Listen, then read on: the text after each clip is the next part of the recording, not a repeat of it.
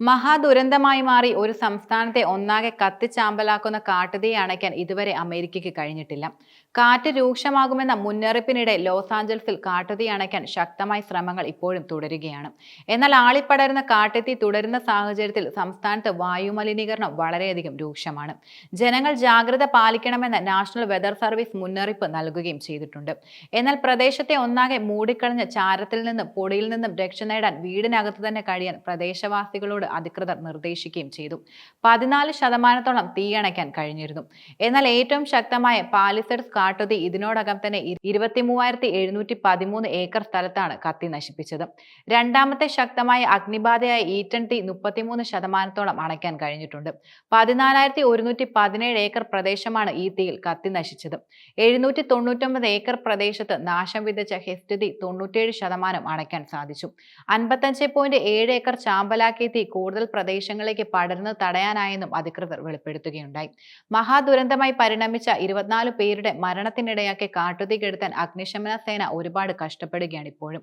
പക്ഷെ കാറ്റ് വീണ്ടും ശക്തമാകുമെന്ന മുന്നറിയിപ്പ് ലോസ് ആഞ്ചലസിലെ നിവാസികളെ വളരെയധികം ആശങ്കയിലാഴ്ത്തുകയാണ്. സാൻ ഫ്രാൻസിസ്കോയേക്കാൾ വലിയൊരു ഭൂപ്രദേശമാണ് ഇതിനോടകം തന്നെ കാട്ടുതീ വിഴുങ്ങി ചുട്ട് ചാമ്പലാക്കിയത്. 16 പേരെ കാണാതായതായിട്ടും റിപ്പോർട്ടുകൾ ഉണ്ടായിരുന്നു. ദുരന്തം പടർന്ന ലോസ് ആഞ്ചൽസിൽ ഇതിനോടകം തന്നെ കാട്ടുതീ ചുട്ടരിച്ചത് 40,000 ഏക്കറോളം പ്രദേശമാണ്. 1.5 ലക്ഷം പേരെ പ്രദേശത്ത് നിന്നും കുടിയൊഴിപ്പിക്കുകയും ചെയ്തിട്ടുണ്ട്. ഇതിനോടകം തന്നെ 13 ലക്ഷം കോടി രൂപയുടെ നാശനഷ്ടം ഉണ്ടായതായിട്ടാണ് പ്രാഥമികമായി വിലയിരുത്തപ്പെടുന്നത്. അമേരിക്കയുടെയും കാലിഫോർണിയയുടെയും ചരിത്രത്തിലെ തന്നെ ഏറ്റവും മാരകമായ അഗ്നിബാധയാണിപ്പോൾ അമേരിക്ക നേരിട്ടുകൊണ്ടിരിക്കുന്നത്.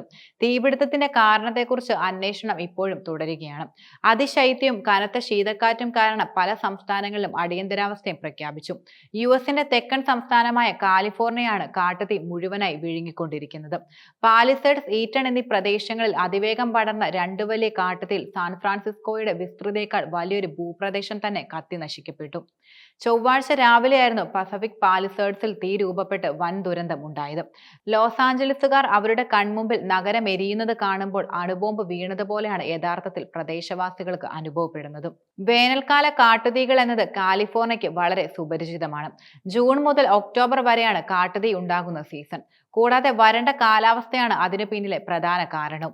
വർഷത്തിൽ പരമാവധി 78 വരെ ഫയർ ദിവസങ്ങൾ ഉണ്ടാകുന്നുണ്ട്. മാത്രമല്ല തെക്കൻ കാലിഫോർണിയൻ തീരപ്രദേശങ്ങളിൽ തീപിടുത്തങ്ങൾ മരുക്കാറ്റിനാൽ കൂടുതൽ വ്യാപിക്കപ്പെടുകയാണ്. അവ പ്രത്യേകിച്ചും പസഫിക് പാലിസേഡ്സിലേത്. മഴ ലഭ്യതയില്ലാത്തതിനാൽ സസ്യജാലങ്ങളെല്ലാം തന്നെ വരണ്ടുണങ്ങുകയും ചെയ്തു.